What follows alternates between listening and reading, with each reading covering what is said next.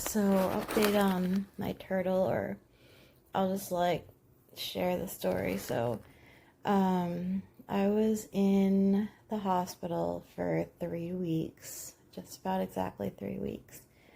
Um, and I got home Monday night, and I go back to work next week on Monday. So I was like, oh, I'll have almost a week. I'll have 6 days to catch up on everything else in my life, right? So for example, I don't have a shit ton of money, so I have to cook from scratch. So I can't just buy seitan and cook. I have to buy the Vital Wheat gluten and then cook the seitan and then cook a dish with it, and everything just takes longer. And it's I don't have a car, because I have a trauma disorder. So, driving's really, really hard for me, and it's not great. So that means I take the bus places, but that means that yesterday, going to Walmart took forever because I had to take the bus, and that's, it's a lot. And I spend a lot of time waiting for public transportation. And it's a million things, right? It's harder to have a clean house because, I don't have a furniture budget. So, I really want furniture and I really can't buy it. Trying to think what else.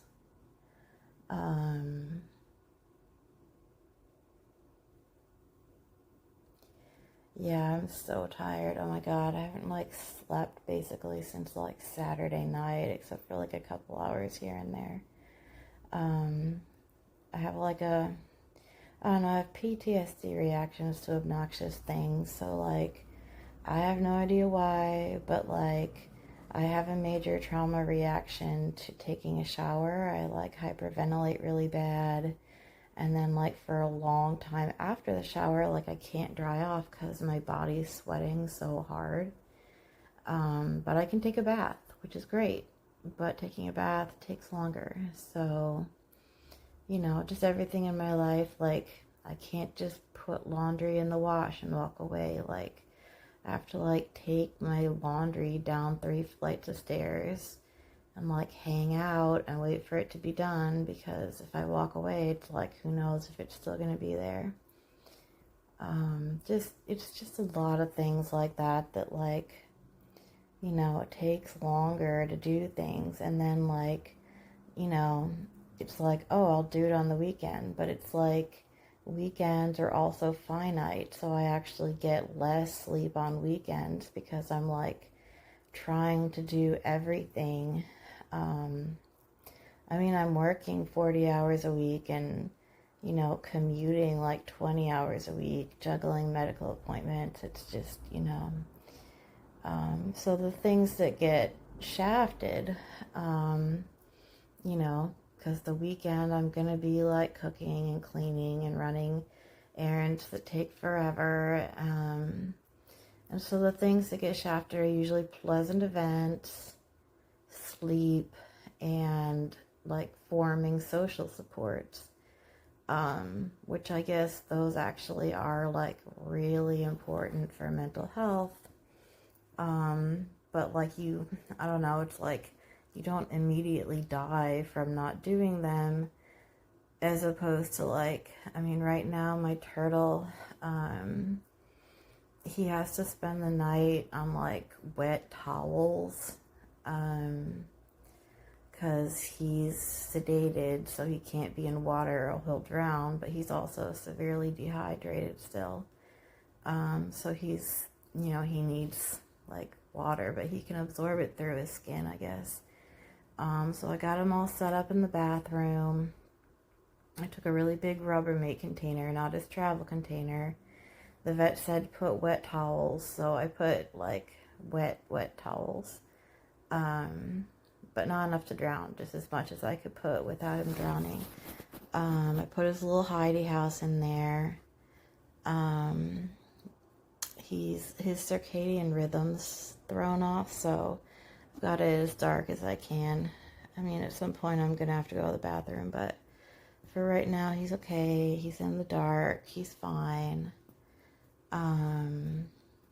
You know, it's just like,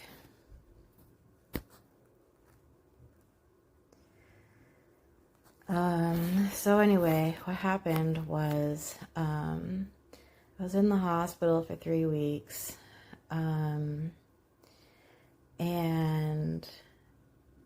I, before going in, I had actually found, people to potentially watch my turtle if I had to go to the hospital again. So I had like phone numbers that I could call. But someone said she would do it for me, which I appreciated. I was like, okay, you know, money's tight. If she's gonna watch the turtle, that's great. But I did specifically say, like, you know, if you can't do it, I understand. Let me know if you can't do it. I have a backup plan, right?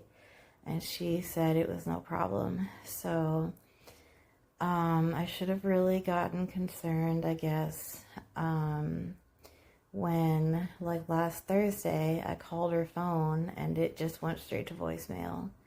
Same thing happened on Friday. So I get back up.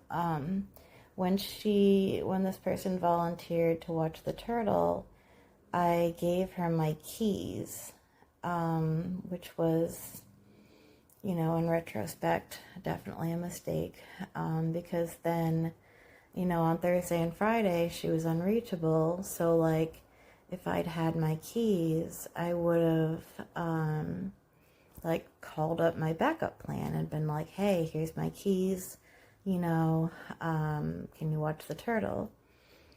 But this person had the keys, and I couldn't reach her, obviously, about the turtle, but I also couldn't reach her about getting the keys transferred to another person. So I just trusted her. I was like, you know, and I don't know that she betrayed my trust. I feel like it's kind of like I miscommunicated. You know, I wanted, well, I think I didn't really tell her how important, like, it was for him to be hydrated. You know, I think I said, like, change the water once a week. So I guess okay, anyway, I didn't really, I guess, communicate clearly what was going on with the turtle. And when I couldn't reach the person, I should have known, like, okay, she probably forgot, like, you know, the turtle's always at the very top of my priorities list. He's probably not always at the top of everybody else's priorities list. They do have other things going on. And I should have been like, okay, if she's unreachable, she's probably not taking care of the turtle. You know, it probably slipped her mind. She's got other things going on. But I did not think of that. And I didn't take the initiative to get him, you know, a different caretaker. So I feel really guilty. Anyway, so I got home on Monday night, and he's an aquatic turtle, and he only likes like a few inches of water. He likes shallow water. He's a mud turtle. So usually he likes just a few inches of water, but when I got back, like, his tank was like bone dry. he's got coconut substrate, so he goes in and out. So the coconut substrate was in the place it was supposed to be water, which is always the case. I'm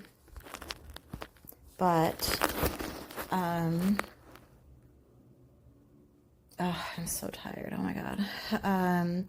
The tank, that the part that was supposed to be water was like bone dry, and the coconut substrate that was in it was also bone dry, which coconut substrate holds water for a while. So the fact that it was like, like sand, it was like completely dry, means he probably was without water for a while. It's like, I know that like you have to like check the water because, his tank, it was like 89 degrees in his tank when I got home, which is an appropriate temperature. And so water evaporates more quickly. And I didn't think to like pass that along. But I got back, his eyes were stuck shut because he was extremely dehydrated. Very, very lethargic. I didn't know. I thought he was dead. So I put him in a bucket of water. Whenever I put him in a bucket of water, he always kicks like crazy. He's like, Michael Phelps gets PMS or something. He's like flying around, and he just sat there like he'd been lobotomized, like, oh, I'm in water now. And like it was terrifying. So I brought him to the emergency vet, which the process of getting to the emergency vet is like,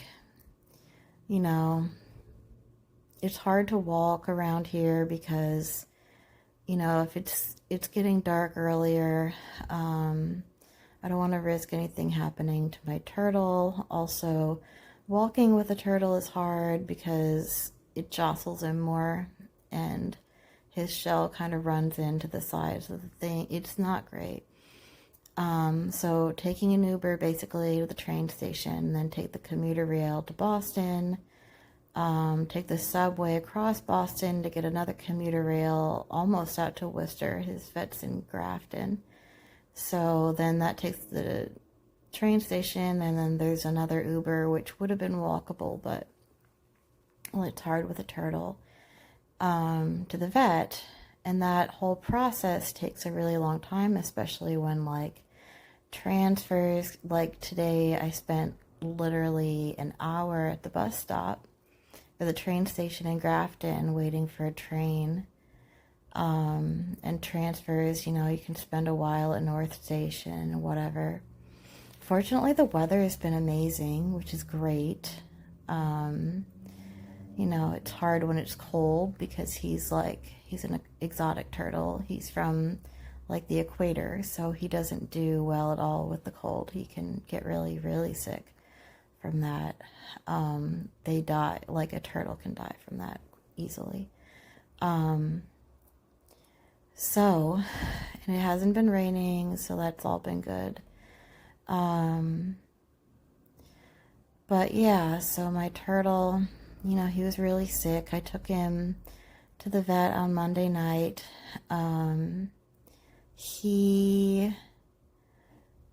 They checked his vitals. His vitals were okay. I guess they were fine. And, they said, look, we can keep him overnight, but it's going to be like $2,000. And, I don't have that. So they felt reasonably sure that he could go home. And I would call first thing in the morning to schedule an appointment during the day. So I did that. Tuesday morning, first thing I called, I scheduled an appointment for Friday. And last night I was just really worried about him. He wasn't acting normal. He was still really, really lethargic. Not himself at all. So I got him some salmon, which is also money. Oh my God. But it's been really tough. So I got him salmon, and he wouldn't even touch the salmon, wasn't interested in it. And I'm like, oh man, this is not my turtle. He's not himself at all. He's lethargic. He's not interested in salmon. He's really sick. So this morning, first thing, because apparently the exotics vet are out at night, unless you want to pay $2,000. So he, this morning, first thing, I take him off to Grafton. We got there at 11:15. We were there until like 5. So it's been a long day.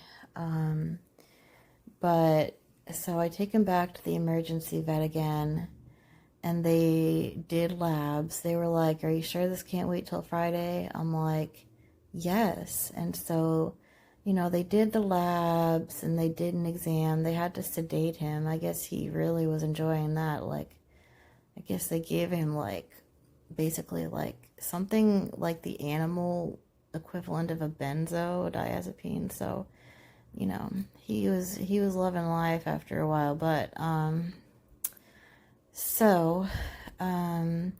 they gave him that so they could do the exam and the blood work, and the blood work hadn't come back yet at 4:45, so they were going to send us home. They thought he was probably fine, and then at exactly 5 o'clock, we're walking out the door, and they're like, "Oh, the blood work's back," and honestly, it wasn't great, which I kind of knew that was my thing. I know this turtle, and the blood work was not great. So they were like, "Okay, change of course." They were like, "We really need him to come back on Friday." So I already had the appointment, so they had me keep the appointment. So today they had hydrated him with electrolytes, and I guess they're going to do that again on Friday. I guess it's really, really hard. Whatever they have to do with the electrolytes in a turtle, he's always in the back.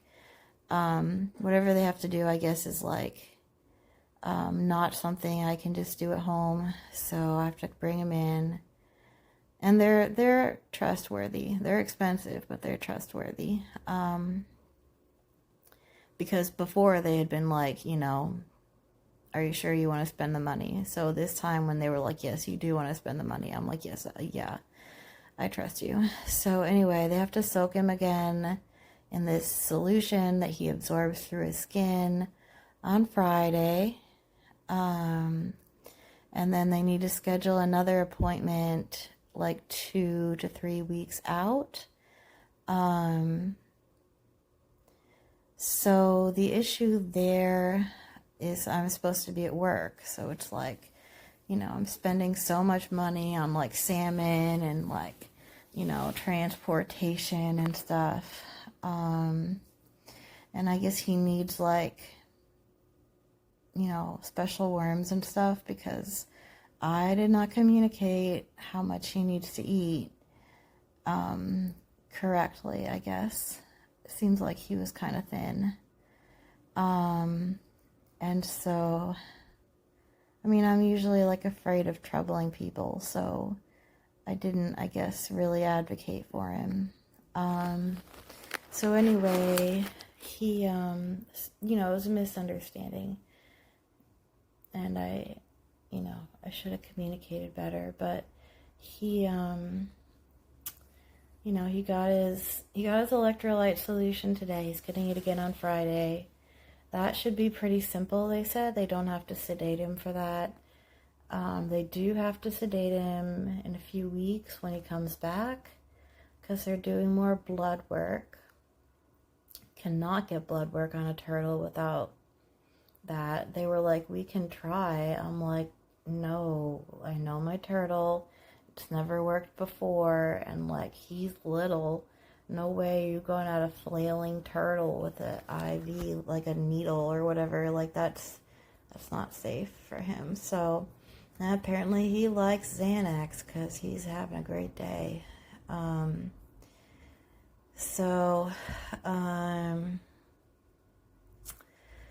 Yeah, so that's the scoop with the turtle.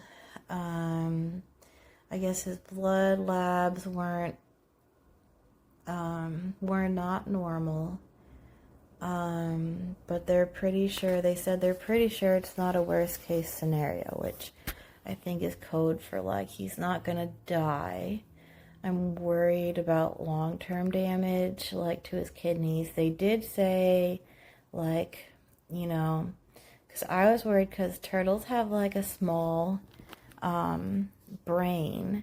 And so I was worried, like, what if there's like cognitive damage or like, you know, neurological damage? And they're like, no, like his brain should be fine.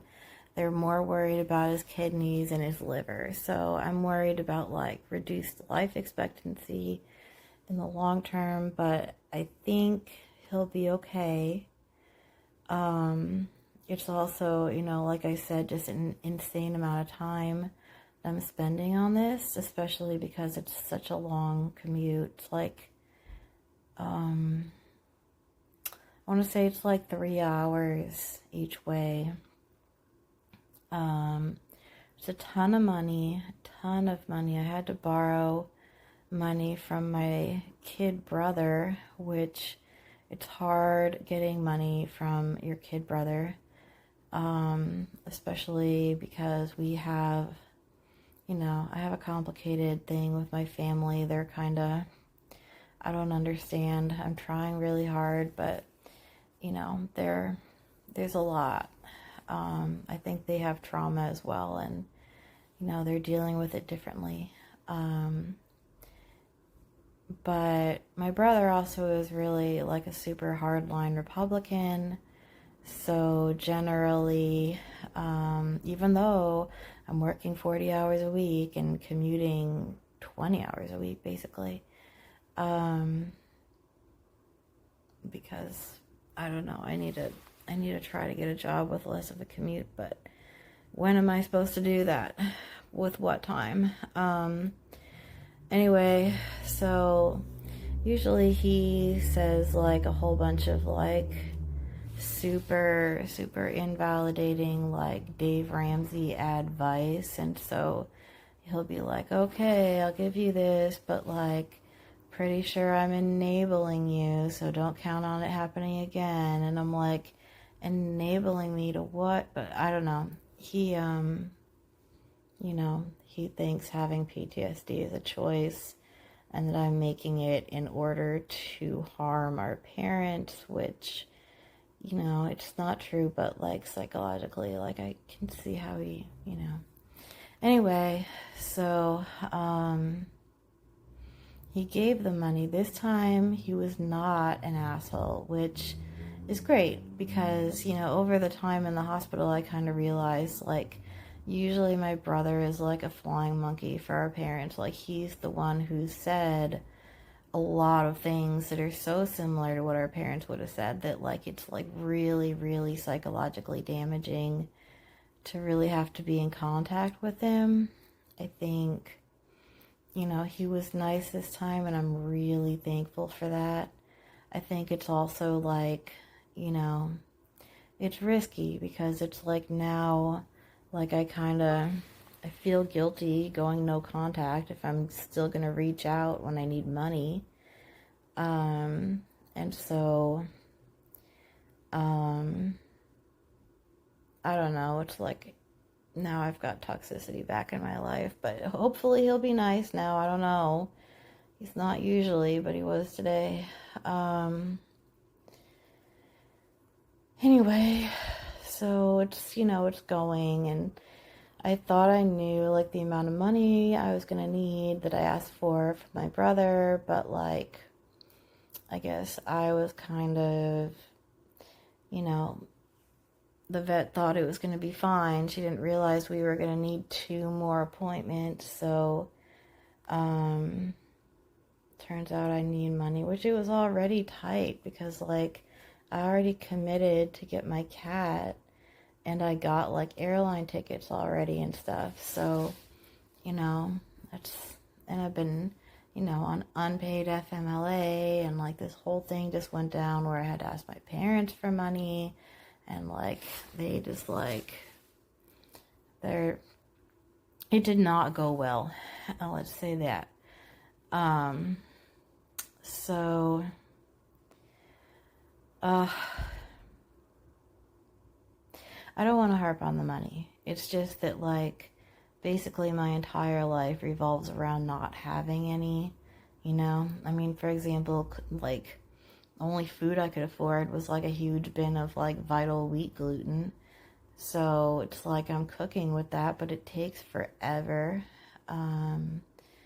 Probably gonna be up all night again because, you know, we just got home like maybe an hour ago or something. It's 10 o'clock at night now. And I haven't done any of the stuff I was supposed to do today, and I have a ton of stuff scheduled for tomorrow because I was like, oh, I'll have a week off. I'll get the real ID this week, and like, you know, okay. Anyway, so, and I'm supposed to see the kidney doctor tomorrow because I also have kidney stuff going on. So I don't know how much work I'm going to miss. I have a whole bunch of kidney stones that spawned alarmingly quickly. So I'm probably going to need lithotripsy again, which means missing, like, work.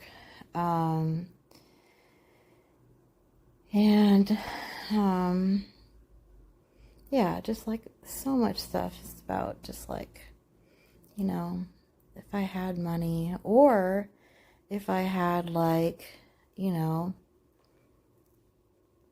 like a spouse, right? Like, people usually live in communities. If I had, like, you know, a healthy relationship with family, like, or like a core group, then, you know, things, you know, I might be able to actually ask for help with things instead of always having to do everything by myself. Like, you know, if there's multiple people living in a house, one person cooks and everybody eats, and it's like I have to do all the cooking, I have to do all the cleaning up afterwards, I have to do, if anybody has to take my turtle to the vet, it's me. Everything falls on me. And it's like, I know I don't have kids, so like, it feels like my life should be easy because people are always exhausted because they have kids. So, like, I don't have that. So, like, what am I complaining about? But, like, it really has been... It's been really, really hard. It's been really hard. And when you don't have money, just, like, the amount of time that goes into, like, you know, budgeting. Like, you know, I'm not, like, looking at, like, oh, I wonder if I have any subscriptions for $10 a month. It's like, I know every penny. And so, you know, it sucks. Just, it really sucks. And, you know, getting around to emotions, right? Because I just have, you know, emotionally, it's like, I feel like I've been in, you know, problem-solving mode, which is what I had to do. And I think it's like, I'm really afraid to feel emotions about this. I think, because they're gonna be hard. I've definitely felt anxious. And I'm angry at myself for not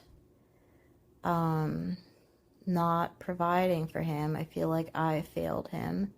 You know, I'm just me. I'm a household of one. So if I'm, you know, out, nobody else can take care of my turtle. And, you know, if I'm going to have medical stuff going on, should I even be allowed to have a turtle? Because, like, he got screwed by this. I mean, I had a sitter set up, but, you know, I didn't vet them, I guess. And, I feel like, I don't know, I feel like being angry at myself is easy because I know that myself is not going to make excuses and say, like, oh, this is why I did it, consider it from my perspective. Like, I know that myself will take it. And so it feels safe to be angry at myself. It doesn't feel safe to be angry at other people because I feel like the other person, I mean, I guess her phone got lost. So it's like, it's not technically her fault, like her phone got lost. That's why she was unreachable. She probably legitimately forgot about the turtle, and or I failed to communicate, like water evaporates more quickly and like he really, really needs, this and that, and really advocate for him. And I think, the other person, I feel really, really sure that if I complain, the other person would be like, well, I was going above and beyond for taking care of the turtle. Not my job to take care of the turtle. I wasn't obligated to take care of the turtle. And like, that's true. And I get that. And the thing I'm angry about is not that she didn't take care of the turtle, because like, it wasn't her job. She wasn't obligated to do that. She could have, but like, my issue, I guess, and I feel like I've had this conversation before, which is why I probably shouldn't have trusted her, but I have a dissociative memory, so I didn't remember this. It's like, I want people in my life to be okay with saying no. That's like one of the most crucial things that I desperately need in people in my life, because sometimes people agree to do a thing and then they resent it, or they expect some kind of like reciprocity, but I don't know what they want me to do in return.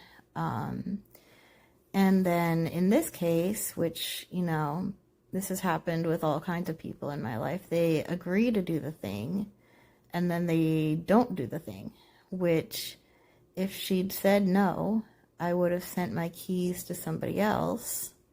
Hopefully that person wouldn't have become unreachable or whatever. I know she probably planned on taking care of the turtle. She didn't plan on losing her phone. People have a lot going on. It's hard to juggle everything. My turtle can't be at the top of everybody's list, but, he's also the closest thing I have to family, so he's incredibly important to me. I've had him like 10 years. He's always been there. It's, he's the most stable thing in my life. He's really important to my identity. I love my turtle. Anybody who knows me knows that, like, I talk about my turtle all the time. Mostly that's because a lot of my life either revolves around mental illness or specifically PTSD, or like it's either about the PTSD or it's about the trauma that caused the PTSD. So it's like, what in my life can I talk about? Like, if I'm going to make small talk, what can I talk about? What in my life is okay? And it's always been the turtle. So I talk about him a lot. But like, he's not the most important thing to other people, which is understandable. It's just, and I feel like I've had this conversation before, which that is the thing that bothers me. Is just, I feel like we communicate. Like, my point is, if you say no, I will never be angry at anybody for saying no to something that they were not obligated to do, if like you're a cashier and you say no to ring up my groceries, then that's a problem because that's your job. But, if it's not your job to do the thing, then I'm not going to be angry that you don't do the thing, ever at all. I'm going to be thankful that you felt free to say no, and you trusted me enough to do that and know I wasn't going to flip out. Like, if you trusted that I wouldn't flip out, then I feel like the person knows me and understands me. When have I ever flipped out? But anyway, the thing that bothers me is that this person knew that my turtle is like the most important thing in my life to me. And She agreed to take care of the turtle when I told her, like, I had other people who could do it. And then when she stopped being able to take care of the turtle, she did not communicate that to me, which there are other, like, I know she didn't have her phone, but she could have, communicated to somebody to reach out to me to let me know, like, I'm not going to be able to watch your turtle. So it's like, it would be one thing, like, it would be really assuming if I had just, like, expected her to take care of the turtle. Of course she will, whatever. That was not the case. I had very clearly understood that she might not be able to do that, and that's why I had other people lined up. And honestly, I just wish that when she was not able to take care of my turtle, that she told me. That's the thing, is I wish she had told me, oh, I can't take care of the turtle anymore, you have to find somebody else. What bothers me is that she agreed to do a thing that she didn't have to do, but then she didn't do the thing that she had agreed to do. Like, once you've agreed to doing it, then, you kind of do have an obligation to at least let the other person know if your circumstances change and you can't still do the thing. If she didn't agree to it, she'd have no obligation. But when she has agreed to it, then it's like, I really need to know. And that's why, like, it was literally a life and death situation. Like, if I'd been gone one more day, I think my turtle would have died. Now I'm spending like thousands of dollars on veterinary bills. Extreme anxiety, extreme amounts of time, let alone like suffering to the turtle.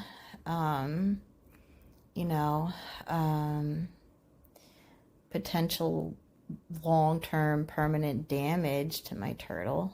And so it's like I don't want to talk to the person about what happened, because I feel very sure that, when or if I do that, she's going to think that the problem is that she did not take care of the turtle. And she's going to think that I had kind of presumed she would do that. And I don't think there's anything I can say with words ever that will communicate, you didn't have to take care of the turtle. I agree you didn't have to do that. I agree you were never obligated to do that. I would not have been angry if you said no. I would not have been angry if you said yes, and then we're like, hey, I can't do this anymore. Can you get somebody else to do it?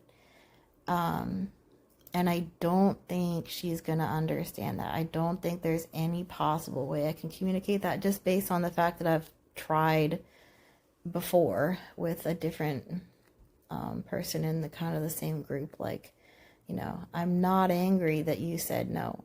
Well, I'm angry that you did not say no. Like, if you had, specifically, that is the thing. I'm angry that you didn't tell me you weren't going to do it when, well, no, you don't have to tell me you're not going to do it. It's just when you do agree to do it. Like, if you said nothing from the beginning, if you were unreachable from the beginning, no problems. You don't have to be reachable. It's okay if you're not reachable. The problem only is after you agree to do a thing that you didn't have to agree. Like, if your own free will, you agree to do a thing, and then you don't keep that commitment that you freely made, and I'm trusting you.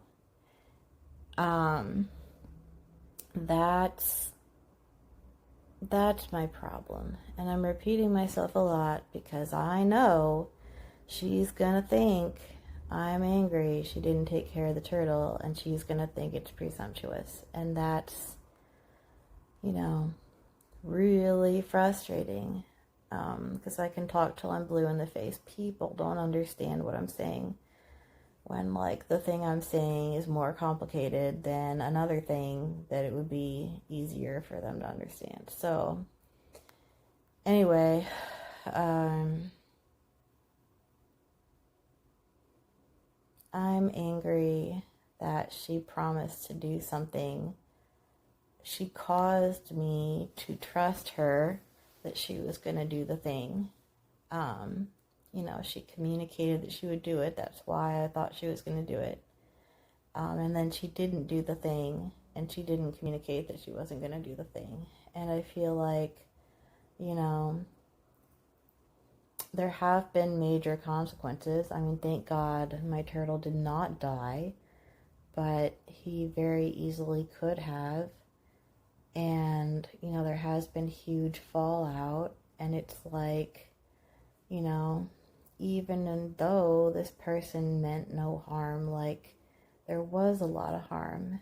And I feel like even, like, on another level, right? Like, I'm always the one, like, cooking my own food and, doing everything, like, anything, groceries need to be bought, right? I have to buy the groceries, like, everything has to happen on the weekend, but guess what? The buses only run on Saturday. So if I don't pick up prescriptions on Saturday, which bus, takes forever, you have to wait just once an hour. So if I miss getting prescriptions on Saturday, then I have to get them on Sunday, which means I have to walk like 45 minutes each way to the pharmacy. And, a simple thing like picking up prescriptions, usually would be very simple, really quick, But for me, it takes a whole bunch of time. Because I have to, I can't just say like, oh, we're a family, so I'm going to send out one person to pick up everybody's prescriptions, and, another person can guard the washing machine, and, like, I'll cook the food and you clean the dinner. Like, I have to do everything. And, like, I feel like, one of the things in my life that kind of is a trauma response is, like, extreme independence. Like, I'm like an island. And a lot of that is because I don't have time to make friends, and I have an extremely low self-esteem, so I generally feel like, I generally have to assume that the other person has extremely rigid boundaries, even if they don't, because if the person's not showing extremely rigid boundaries, like, how do I know that that's not, like, because they don't know how to do it and they would if they could, right? So I have to assume everybody would want to have, like, extremely big boundaries, like, limited amounts of time that talk to them, and, like, limited content and whatever. And I feel like the reason I think I have to do that when other people can actually feel close to someone is just, like, based on a ton of life experiences and a ton of evidence. It's like, I feel like I'm like a really difficult person, I guess. I can be really, really hard on people to have in their lives. It can be hard for people to have me in their lives. So I really try not to, assume that somebody else is ever going to do anything. And I just, like, do everything I have to do by myself with no money, basically no family,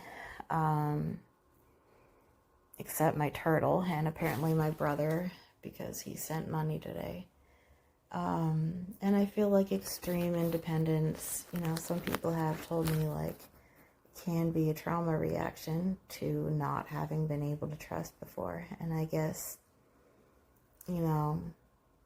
it sucks that I actually did trust somebody.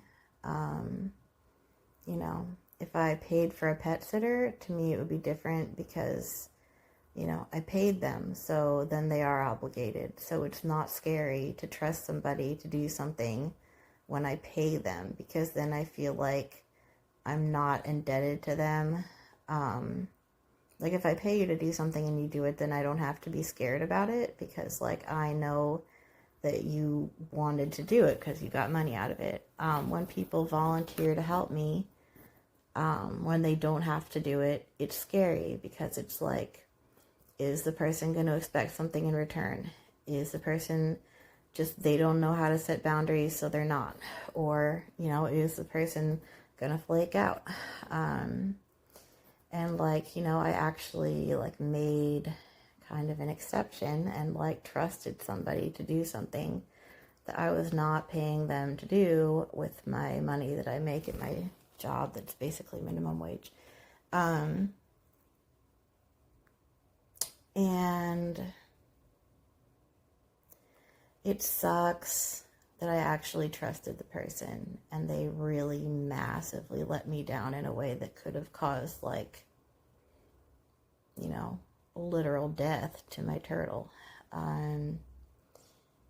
And so I think it's like every time this happens, it's like harder to trust, because it's like I never trust, and when I do, I get screwed. So it's really, you know, and it's like just like the absolute certainty that this person is going to say, like, but I didn't have to take care of the turtle. You're being very presumptuous to impose and assume that I'm going to take care of the turtle. It's like you just expected that, like, if anything happened, of course I would take care of the turtle. So, like, you know, it's like I had a plan. I had phone numbers. I had already, before the hospitalization, there's a place called Bark Avenue that I had, like, you know, bark like B, as in like a dog barks, you know, haha. But I had already contacted them before going into the hospital. There's a Rover app. I had already, before going into the hospital, because I'd been there before going to the hospital, I had gone on Nextdoor, asked around, gotten phone numbers of pet sitters in the area. Like, I had done the work. I had people lined up. I wasn't trying to impose. I wasn't just like going in and assuming that the other person, and like the fact that like I really expect that this person's going to say, you know, but it wasn't fair for you to assume I was going to do it. I didn't assume. Anyway, so that's why I'm not able to really be angry, is because I assume the other person is going to like misunderstand and defend themselves. And, you know, I have a history of not being validated. So my mom always would be like, well, look at the other person's perspective. And it's like, you know, I have a perspective technically. Why can't anybody look from my perspective? So I've been going on forever into a recording because I'm by myself, and when I tried living with people, they became violent and almost killed me on, you know, multiple living situations. I've had roommates that like I was bodily terrified of. So I live by myself. And so I'm like talking to my audio recorder for like an hour. But, you know, I'm usually fiercely independent. And I did get let down in a really big way when I actually trusted someone. And I think the well, I think it's like, it would be probably, the reason I can't feel my emotions might be because if I could feel my emotions, I would be angry at this person. And it feels really scary and unsafe to be angry at the person. Because it pretty much never ever, like, bad things happen when I'm angry at another person. You know, they usually, like, invalidate me or misunderstand what I'm saying, or basically I have to like shit on myself if I'm angry. And I think also, like, you know, growing up in religion, like anger was considered a sin. So it's like, it would be convenient if I were angry at myself. It would be convenient if I was scared or sad or any other emotion other than angry specifically at another person. And I think the fact that that probably would be my emotion if I had an emotion is the reason I'm dissociating from emotion, going to problem solving mode. And I don't have a therapist right now, by the way, because she fired me because I was too difficult. That was an accident.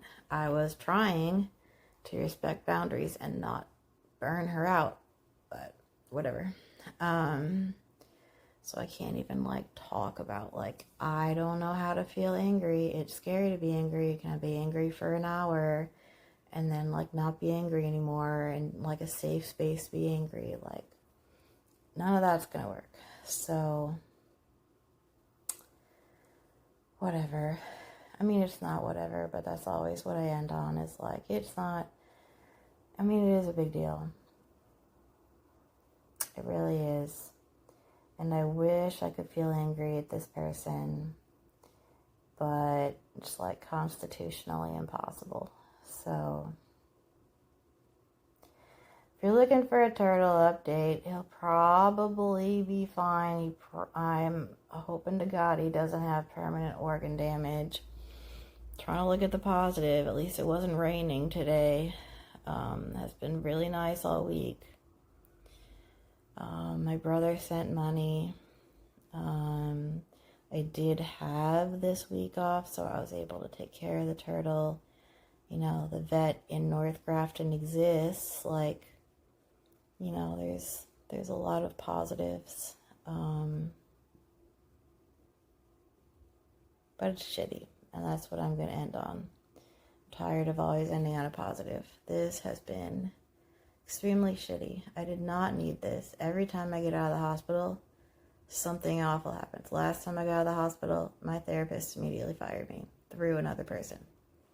And this time I get out of the hospital, my turtle's almost dead. I was betrayed. Like, just like shitty thing after shitty thing happens. I can't catch a break. I try really hard to catch a break. And like, you know, instead I'm just working all the time, nonstop. Because I can't stop. Because like, who else is going to do stuff for me? And it's scary to me to complain. Because when I complain, people are like, oh, but did you think to look at the positive? You know, why are you feeling bad for yourself? But I guess that's where I'm going to end this. It's shitty. And if I could feel an emotion, it would be pissed off.